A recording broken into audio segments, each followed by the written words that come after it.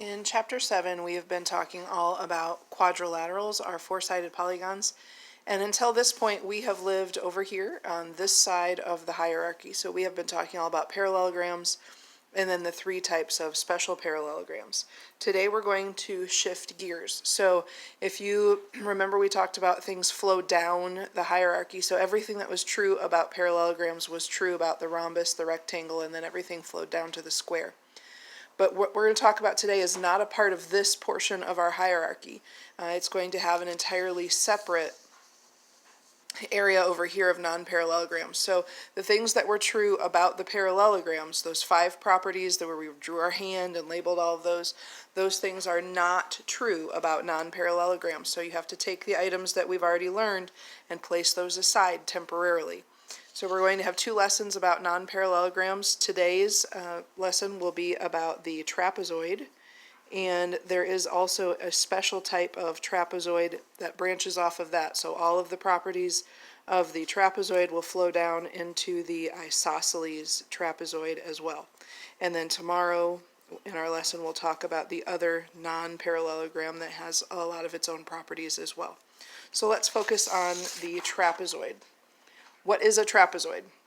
A trapezoid is a 4-sided figure. It has to be a quadrilateral, has 1 pair of opposite parallel sides. So instead of the 2 pairs like a parallelogram has, just 1 pair of opposite parallel. The other set of sides that are opposite each other will not be parallel to one another. Those parts have special names in a trapezoid. So the 2 sides that are parallel, those 2 are called bases, and the 2 that are not parallel are called the legs. So there are 2 main properties of the trapezoid that we want to talk about. The first one is that the leg angles of all trapezoids are supplementary. Now, I used quotation marks on leg angles. That's not a true math term, but it's talking about the 2 angles on either end of the leg. So if you take the leg, trace it out to the 2 angles it makes, in this case this one down here with 3 tick marks, and this one up here with 4. So those 2 angles that touch that same leg, those 2 will add up to 180 degrees. And then these 2, the one up here with 1 tick mark and down here with 2 tick marks, these 2 that touch this leg will also add up to 180 degrees. That will be true for every trapezoid. So when I take a look at this figure up here, I have a trapezoid. I can see that by my marked parallel sides. And I'm trying to find the measure of this angle over here. And this one is 125 degrees. So this is 1 leg. So these 2 together, the 125 and the question mark, will need to add up to 180 degrees. Let me scoot that over just a little bit. So we'll subtract our 125 from 180 to figure out that our question mark should be 55 degrees. So this angle up here is a 55-degree angle. Another property that the trapezoid has is the trapezoid mid-segment theorem. Now you may remember the word mid-segment because we did that back when we were discussing triangles in the triangle mid-segment theory. All right, the triangle mid-segment. So when we had a triangle, if we took the midpoint of this side and the midpoint of this side and connected those 2 midpoints together, that was the mid-segment. And it was half the distance of the base. So like if the base was 10, then the mid-segment would be 5. The same thing happens with our trapezoids, except it's a little bit different because there's not a base like there is in a triangle. So the mid-segment theorem is that the mid-segment length, so it's still the middle of one side to the middle of the other side, it happens to be the legs. So the middle of this leg and the middle of this leg, this length, the mid-segment, will be half the sum of the bases, because remember a trapezoid has 2 bases. So here, if we would add together the bases 4a and 6a, we would get 10a, and half of that would be 5a. So that would be the length of our mid-segment. So let's find the length of AB in our trapezoid over here. So A is the middle of this leg, and B is the midpoint of this leg. So AB is what we're looking for, and that's going to be our mid-segment. So our mid-segment, AB, will be half the sum of the bases. So one base is 16, the other base is 10. We're going to add those together first. So half of 26 So half of 26 is 13. So AB has a length of 13, whatever this unit would happen to be, since there wasn't a label on those. Now this one is one that's a little bit more like what you will see in some of the trickier questions when we are finding the length of AB and we're talking about expressions instead of just numbers. So you'll notice the bases each have X's on them, and the midpoint or the mid-segment also has an expression on it. So we're going to need to set up the idea that that mid-segment is half of the bases, base plus base.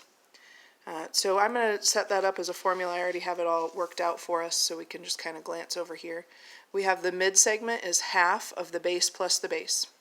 So I took the mid-segment length from our figure over here, which is 3x minus 4, replace that with the word mid-segment, equals 1/2, and then I replace the two bases with the two base lengths. One of the bases is 2x plus 3, and the other base is 2x minus 1. So we're just going to solve that out, simplifying. So I combined like terms in our parentheses, 2x and 2x, 4x, 3 and -1 for positive 2. And then working still within those parentheses, I needed to distribute this half. So half of 4x is 2x, and half of 2 is 1. At that point, we have an equation with the variable on each side, so we do one of the opposites. I picked the 2x, subtracted that. 3x minus 2x is x, minus 4 equals the 1.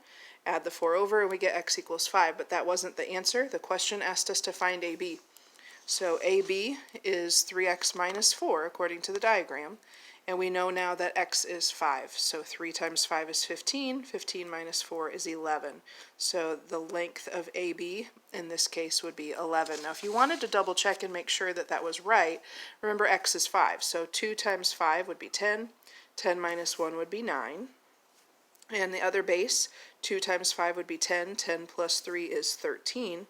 So if you take 9 and 13, add them together, and divide by 2, because you're averaging them, we get 11. So it really should be correct. The last thing we want to talk about is the isosceles trapezoid. It's a special type of trapezoid.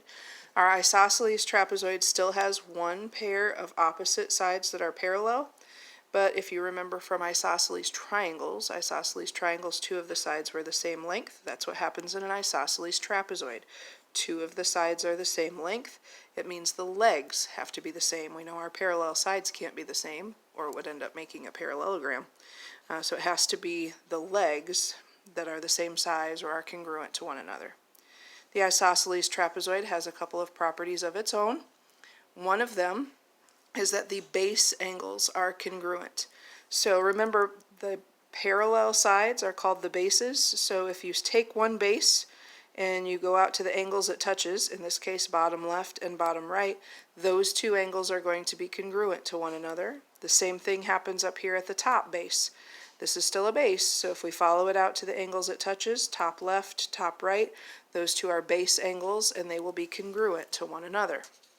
Let's look at a diagram with that. So here I have a isosceles trapezoid. The legs are marked as congruent.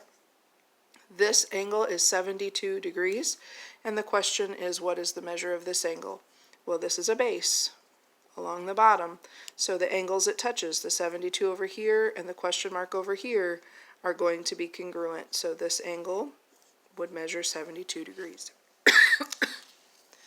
The other property that we have about isosceles trapezoids is that the diagonals are congruent.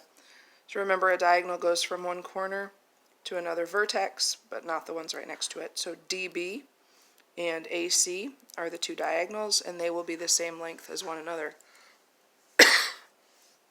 So in our example question, we have an isosceles trapezoid. I know that because EH and FG are marked as congruent, and we're told that the length or distance from E to G is 8x minus 4, and the length from F to H is 5x plus 2. So in an isosceles trapezoid, those diagonals have to be the same length. So we can set them equal to one another. 8x minus 4 has to be the same length as 5x plus 2. And then we have our equation with the variable on both sides. So we will choose one of them to do its opposite. That gives us 3x, bring down minus 4 equals, and bring down the 2. We'll add the 4 over to the other side and divide by our 3 to get x is 2. The question asked find the value of x, so we are finished. As always, if you have any questions, please don't hesitate to ask.